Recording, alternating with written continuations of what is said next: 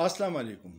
पिछले 10 माह से आपने एक और तब्दीली रजीम चेंज के बाद महसूस की होगी कि पहले अक्सर रोज़ाना मीडिया पे ख़बर चलती थी कि बुज़दिल भारतीय फ़ौज ने हमारी सरहदों पे हमला किया और हमारे बहादुर अफवाज ने उनको दंदान शिकस्त दे के उनको जवाब दे दिया है।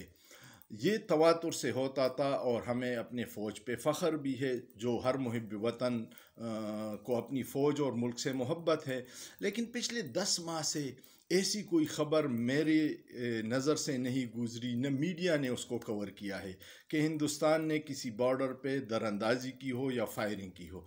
इसकी वजह क्या है? मुझे जो समझ आ रही है वो ये है कि हिंदुस्तान इस वक्त इकोनॉमिक पावर बन रहा है एशिया में।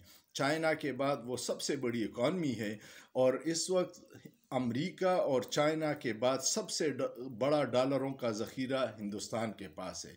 हिंदुस्तान ने अपनी इकॉनमी को तवज्जो दी है और उसने जापान को कार मैन्युफैक्चरिंग में पीछे छोड़ के तीसरी पोजीशन हासिल की, जबकि आईफोन मैन्युफैक्चरिंग जो है दुनिया भर की 2027 तक आधी मैन्युफैक्चरिंग हिंदुस्तान में होगी।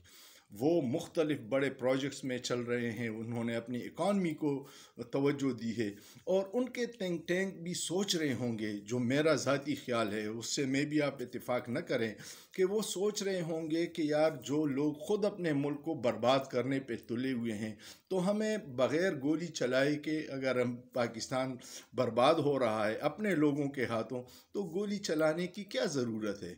पाकिस्तान में आपने देख लिया, रजीम चेंज के लिए 30-40 अरब रुपए चाहिए। असम्बली के मेंबरान ख़रीदो, अपने ज़र ख़रीद ग़ुलामों को मुसल्लत करो, जो फिर आपके मुफादात और अपने ज़ाती मुफादात के लिए लगे रहेंगे।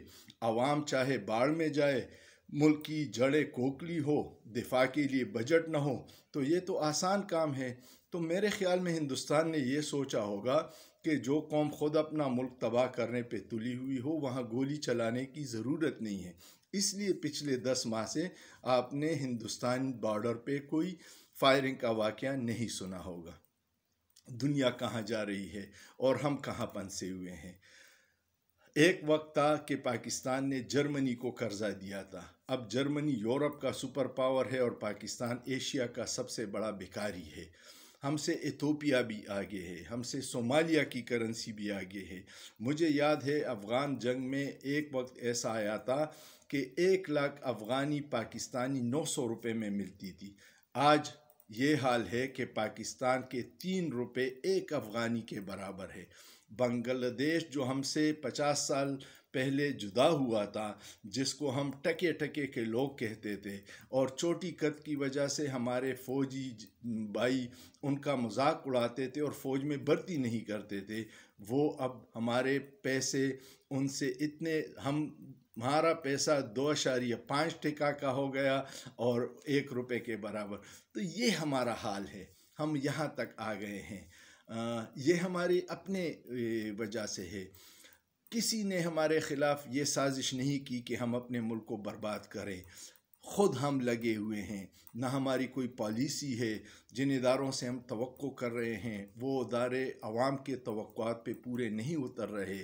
बंद कमरों के फ़ैसलों ने 75 साल में जो नुकसान पहुँचाया, इस्टेब्लिशमेंट और ताकतवर हल्के उसी मस्ती में हैं कि हमारे जो फ़ैसले होंगे वो अमान मानेंगे अवाम और उसी तरह मुल्क चलता रहेगा, जो तजुर्बा फ़ेल हो चुका है। हकीकी अवामी नुमाइंदों को जब तक आप इख्तियार और इक़्तिदार नहीं देंगे, मुल्क आगे नहीं बढ़ेगा। शेख हसीना वाजिद ने वहाँ पे बंगाल में, बांग्लादेश में मौलवियों को लगाम दी और फ़ौज को बैरकों में रखा, तो आज वो बहुत बड़ी इकानमी है। एक्सपोर्ट में वो एशिया में नंबर 1 है। टेक्सटाइल में हम पिछले 3 साल में उसके बराबर आ गए थे, लेकिन इस नाअहल हुकूमत ने ये किया कि गैस की कीमतें डबल कर दी, पेट्रोल की कीमत बढ़ गई, सब्सिडीज़ ख़त्म कर दी। टेक्सटाइल इंडस्ट्री में 70 लाख बेरोज़गार हो गए और टेक्सटाइल सेक्टर टोटल तबाह हो गया। आपके डॉलर आएंगे एक्सपोर्ट से, वो आपने उसका पट्टा बिठा दिया। आपको अगर 1-1.5 अरब डॉलर IMF से मिल भी जाए तो आपको आइंदा छः माह में 8 से 10 अरब डॉलर चाहिए, वो कहाँ से आएंगे? वो अगर आप एक्सपोर्ट वालों को सहूलत देते तो आपको मिलती, या जो बैरूनी मुल्क पाकिस्तानी हैं वो रेमिटेंसेस भिजवाती हैं, उनसे आपकी इकानमी चलती है, उनको भी आपने नाराज़ किया। दूसरा महीना है कि हर महीने 12 से 15% रेमिटेंसेस में कमी आ रही है।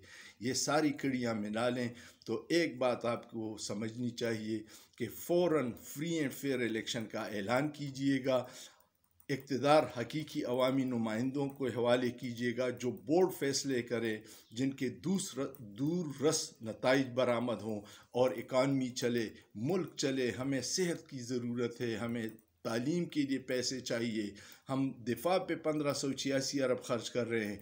अगर मुल्क दिवालिया होगा तो सबसे बड़ा नुकसान दिफाई इदारों को होगा, उनके लिए तनख्वाहों के पैसे नहीं होंगे, तो फिर दिफा का नुकसान होगा। खुदारा होश के नाखुन लीजिए। ये मुहिब वतनों पे मामूली बातों पे गद्दारी के पर्चे मत दर्ज कीजिएगा।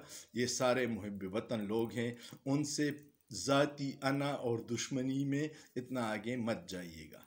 सोचिए, सोचना जुर्म नहीं है।